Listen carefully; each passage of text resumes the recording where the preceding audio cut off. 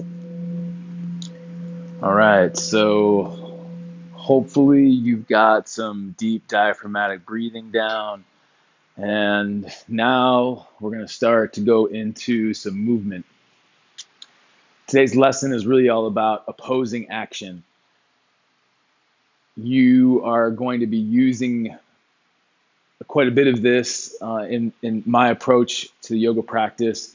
I don't think it's something that's mandatory necessarily, but I like the anatomical mindfulness that happens with it.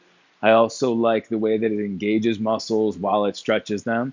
So I feel that that's a safe way to practice and also a way to help prevent injuries down the line and prevent stuff like overstretching. So opposing action. Opposing action uh, is something we can even use in a non-physical way. We can use it in a mental and emotional way. It's really easy sometimes to sort of just go in the direction that is comfortable or natural for us.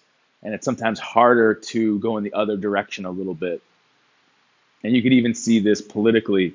You can even see this in the world of public opinion, where oftentimes we'll just, as a group or with an opinion, go in just one direction without fully really pulling back and really grounding or taking into consideration the other. So something to consider as you navigate your life and your world. But we'll practice it in our bodies to see if maybe we can start to embody that in other parts of our life. So the first pose that we're going to do to understand this opposing action is called mountain pose. And we're using what's commonly referred to as Sun Salutation A or Surya Namaskar A as our foundation to explore some of these first couple of concepts in terms of movement. So mountain pose is pretty simple. And this is a doing thing, by the way. So get up off of your seat and I want you to stand. And I want you to, without looking at your feet, come into a standing position. And I want you to try to position your feet so they're directly underneath your hips and that your toes are pointing straight forward. They're not turning out to the side or turning in. Don't look at your toes. Don't look at your feet. You might want to, but I want you to see if you can feel what that's like. All right. And then now go ahead and check it and see, like my one foot is turned a little out to the side, so I have to adjust that. And it was a little bit further forward than my other foot. So I know they might not be totally different, but I really want you to try to make them exact. And then I want you to feel what that feels like. So something we'll do as a check-in as we begin our yoga practice to see it, to try to really build an awareness of our body without visually looking at it. But then we'll visually check it just to see how it's going. All right, now I want you to pick all 10 toes up off of the ground and spread your toes as much as you can. Good. Now push your feet, so not the toes, but the parts of the feet into the ground that are still there, and sort of just notice that feeling for a second. And then keeping the toes spread, slowly put them back down onto the ground. Now you have different edges of your feet. So what I want you to do is sort of start to tilt yourself forward until your toes almost grab the ground because you're afraid you're going to fall forward. And if you fall forward, that's okay. You're testing your edge, which is great. And now I want you to head back the other way. So you're going to lean back into your heels, the back part of your foot. Feel that. And then come back to center. Now I want you to roll both feet to the pinky edges. All right. So the big toe sides of your feet come up. So feel that pinky toe side. And then, of course, do the opposite. Really put the weight on the big toe side. Let the pinky side of the feet come up. Nice. And then just sort of rock around a little bit and just sort of explore these different places. This concept, although maybe is basic, is really important as you navigate balance. And this is a lifelong skill. So come back to the center, find all four corners of the feet, spread the toes, and really root down. So the first sort of focus here is rooting down into our foundation. Now, the opposing action we're going to do with in the other direction is taking the crown of our head, all right? So the very top of your head, as if your spine was going to go straight up to the sky. So your feet are rooting down while the crown of your head, while your spine is lifting up. So this is the opposing action that I was talking about. Now also let your shoulders relax down. If your chest is kind of puffing out, soften it a little bit here. This is called mountain pose, or commonly referred to as Tadasana in Sanskrit. And I want you to bring your hands onto your belly, and I want you to practice 3 of those diaphragmatic inhales that we talked about in the last class. So as you inhale, really trying to emphasize the diaphragm going downward, breathing almost as if you were breathing into your belly. When you can't do that anymore, feel that into your ribs, pushing out, that feeling breath that we did. And then maybe it's going to creep up into the chest. The exhale, chest relaxes, ribs draw in. And then finally the belly draws in, maybe slightly up to help the diaphragm go home. Now do this on your own pace. All right, so that took a while to describe all of those different things. But do 2 more or 1 more, depending on where you're at. But I really want you to get into your body.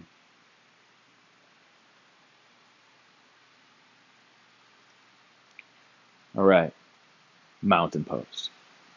All right, to most people, it looks like you're just standing here, but you know that it's active, you're using opposing motion, and you're like, I don't know about you, but I like the mountain name for this because it just feels solid. All right, now the next movement, and it's typically done on an inhale, but you don't have to worry too much about coordinating the breath and the movement quite yet. It's just taking your arms overhead, okay? So from the arms at the side, still rooting down in our feet, still crown of the head lifting, we are going to take our arms actively out as they go up. So I'm really reaching my arms in both directions as they circle up around me.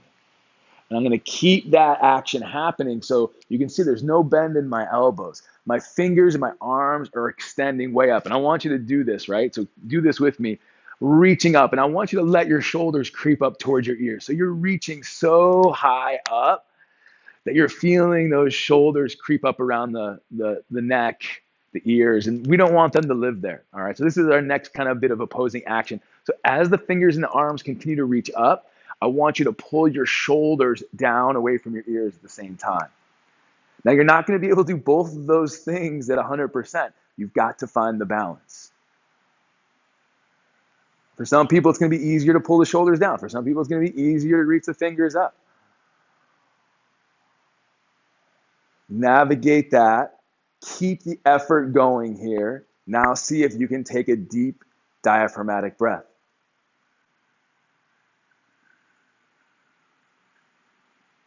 When you exhale, go ahead, lower the arms actively out to the side, out to the side, out to the side, out to the side as you circle them back down. All right, so we've got mountain and then arms up overhead. The next thing we're going to do from our arms being overhead is go into a forward fold. All right, now, some of you might have some pretty tight hamstrings, the backs of your legs. So we're going to bend our knees to do this. Those of you who are more open, who are more flexible, or as you get more open, as we practice, or as you warm up, you can start to straighten your knees, all right? So there's not as much opposing action in this, but it's part of a sequence called Sun Salutation A that I mentioned. So I'm just going to kind of teach it in that flow. And then it sets up our last pose to really explore this idea of opposing action. So I'll show you from the side, starting in mountain, feet down, crown of the head lifts. Try to find an inhale, circle the arms way out, all the way up, fingers and arms actively reaching up as the shoulders pull down.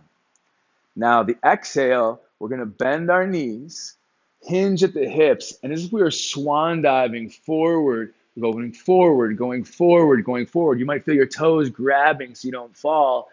Come all the way in. Now, at the end of this, we really want to bring our chin into our chest. And that might be kind of uncomfortable for the upper back.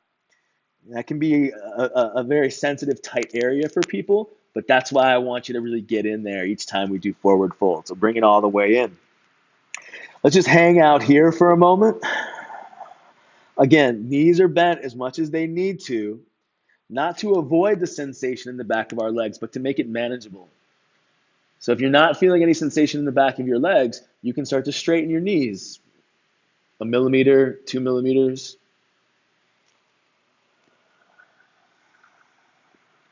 So just hanging out in forward fold. Now try to get into your deep diaphragmatic breathing. Hold this here. See it, and this is going to be probably much more difficult to inhale. So you really have to use a bit more effort. Just notice that. Notice how the exhale probably is going to be a little bit easier. When you finish the exhale, I want you to really pull your belly into your body and up. Like you're trying to pull your belly out of the way to maybe deepen the fold. Again, remember, chin into the chest. Maybe straighten your knees a little bit more. And now we'll come into half fold. So the hands are going to slide up your shins. We don't want to rest them directly on the knees. Either just below the knee or above the knee is fine. Now, typically what people do here is they have a round back. So we need first to take this round out of our back. And we do that by rolling our shoulders away from the neck and the ears, and then pulling our shoulder blades together. Keep that. Now lift the crown of your head and your spine forward. And you can see how my back went from a sort of a rounded position with my shoulders hunched to now more of a flat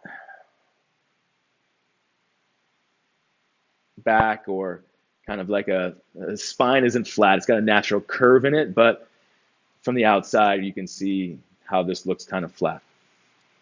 All right. Now, the opposing action in this pose is most people in this pose, they hang out in their heels. You can see I'm doing it right now. They lean back. I actually want you to lean forward. So go as much, put the weight into your toes as much as you can. Again, you might feel that gripping of the toes. So kind of, if you get there, find that balance spot, then release the grip. So we're leaning forward, crown of our head, body weight's going forward. Now your tailbone. So if someone had a rope around you and was pulling your hips and your tailbone back in the other direction, that's the opposing action. And it's very, I really feel this in my hamstrings, in the back of my legs, down even into my calf muscles. All right, so this is half fold position. Again, see if you can take a deep, long, slow breath here.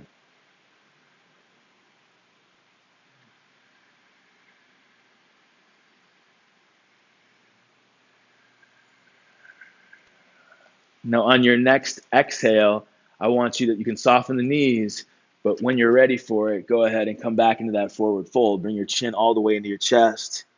Pull your belly up and out of the way as much as you can. Maybe straighten the knees a little bit more. Nice. And now from here, we'll inhale, you bend the knees, circle the arms all the way out. If you get lightheaded, just stop for a second, take a breath. Otherwise, bring your arms all the way up, shoulders down as the fingers reach up, and then exhale, arms out to the side. So these are the first 4 poses of Sun Salutation A in the Ashtanga lineage, typically. So what we're going to do is we're going to put these 4 poses together, trying now to link them with our breath. So this is our pattern. Mountain, arms up overhead, forward fold, half fold, and then we'll rewind it as we come back out. All right? So you might have to it might be a little choppy for you at first. I'm going to talk you through the first 2 rounds. The first one I'll give more instruction. The second one I'll just give the pose name, the breath. And then after that, you're going to do a couple of these on your own. So this little sequence that we're going to do is commonly called a half salutation. It's not like an official name, but you'll hear that in a lot of yoga classes if you go to studios and stuff like that. So here we go. Find your spot, find your feet underneath you, root down into mountain. Doing your best to breathe deeply here, all right? So we'll go for about a 4-second inhale, 4-second exhale. As you exhale down into the feet, crown of the head lifting. When that exhale finishes, inhale, slowly take the arms out first, all the way up and overhead, shoulders pull down. The exhale, bend the knees, lean forward, come all the way down into forward fold. Chin comes into the chest, straighten the knees as much as you can, belly pulls up into the spine. Inhale, hands slide up your legs, shoulders take the round out of the back, weight tilts forward, tailbone back, half fold. Exhale, back to forward fold. So now we're just reversing everything, kind of doing a little bit of a rewind here. Inhaling, coming up. As the arms come up, make sure they're going out to the side. We're active through our arms. Shoulders oppose the action a bit. And then exhale, retrace that big circle. So that's one round of a half salutation. This is a great way to start your day. Inhale, arms up overhead. Remembering all those little points as you now start to add the breath as best you can. Exhale, bend the knees, forward fold.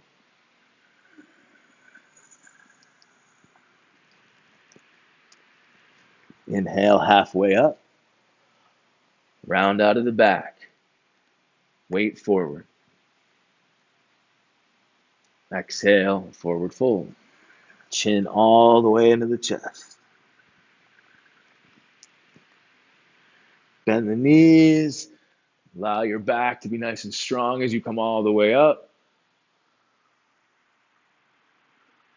And then exhale, close it back down to mountain.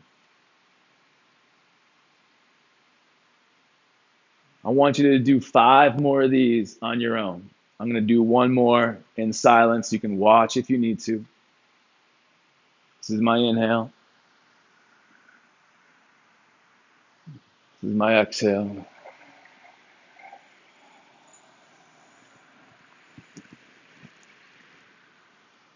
Inhale. Exhale.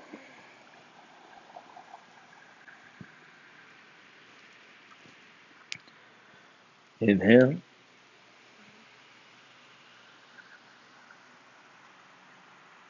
Exhale.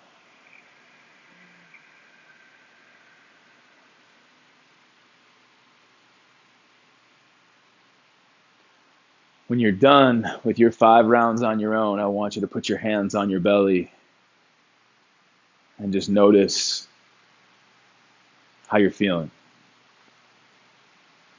Deepen the breath to maybe try to slow the heart rate. Go ahead and keep practicing. And I'll see you for our next lesson.